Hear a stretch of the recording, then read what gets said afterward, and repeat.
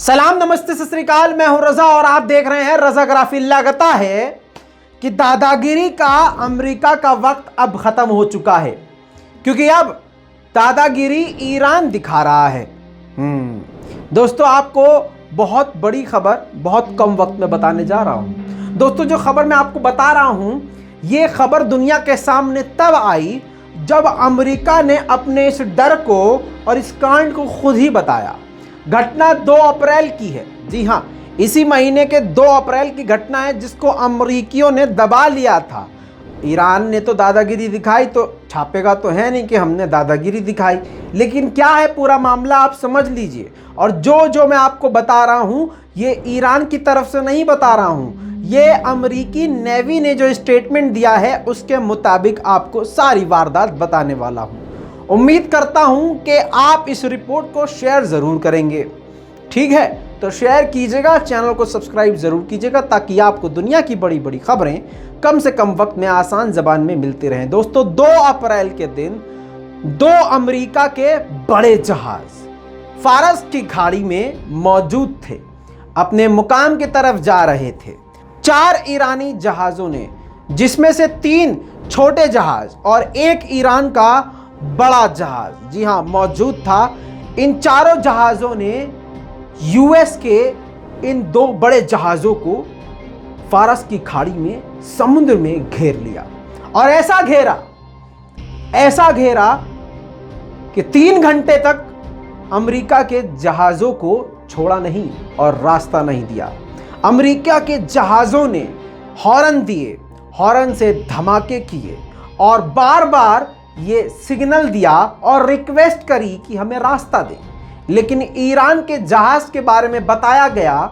US navy ने तस्वीरें भी जारी करी हैं, तस्वीर आप देख सकते हैं, और बताया कि अमेरिकी जहाज को हरेस किया गया, बुरी तरह से घेर लिया गया और ऐसे हालात बन गए थे, ऐसा लग रहा था कि अमेरिका के इन जहाज पर ईरान के जहाज हमला कर देंगे।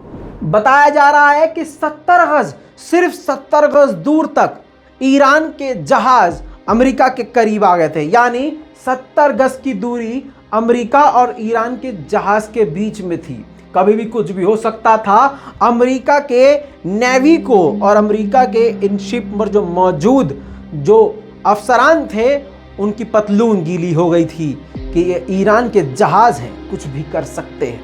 फारस की खाड़ी में 3 घंटे तक इनकी सिट्टी पुट्टी गुम होती रही और 3 घंटे के बाद ईरान के जहाज़ों ने अपना रास्ता बदला और इसको रास्ता दिया। 1 साल बाद ऐसी कोई घटना आई है जिसमें ईरान ने फुल दादागिरी दिखाई है।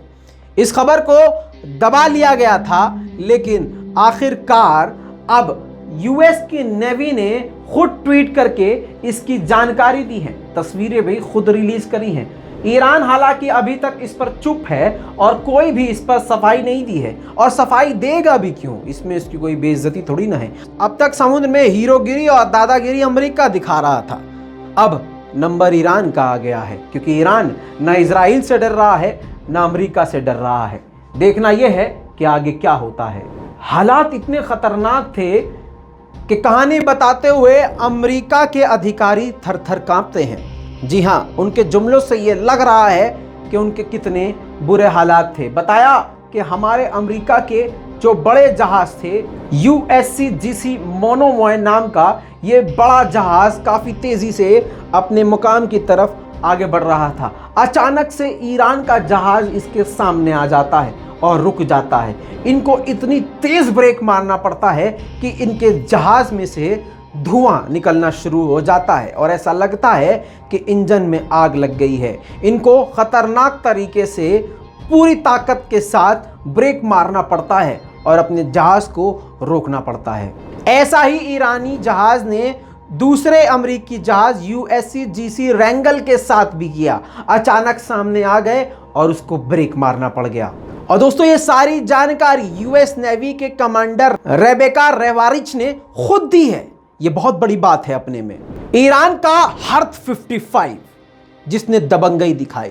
ऐसा नहीं है कि अमेरिकी जहाज़ों ने उनको डराया नहीं, अपने जहाज से धमाके किए, सायरन बजाए और वार्निंग भी थी, लेकिन उसके बावजूद ईरान का हर जहाज अपने रास्ते से नहीं हटा। 3 घंटा बर्बाद करने के बाद अपने रास्ते से अपनी मर्जी से दादागिरी दिखाते हुए ईरान का जहाज साइड होता है, तब जाके अमेरिका के इन जहाज़ों को रास्ता मिलता है। दोस्तों, ईरान के इस दादागिरी पे आपका क्या कहना है? अमेरिका के इस फुसफुसेपन पे और इस डर पर आपकी क्या राय है? नीचे कमेंट में ज़रूर लिखिएगा। लाल बटन दबा के चैनल को सब्सक्राइब ज़रूर कीजिएगा और रिपोर्ट को शेयर करना मत भूलिएगा। जय हिंद।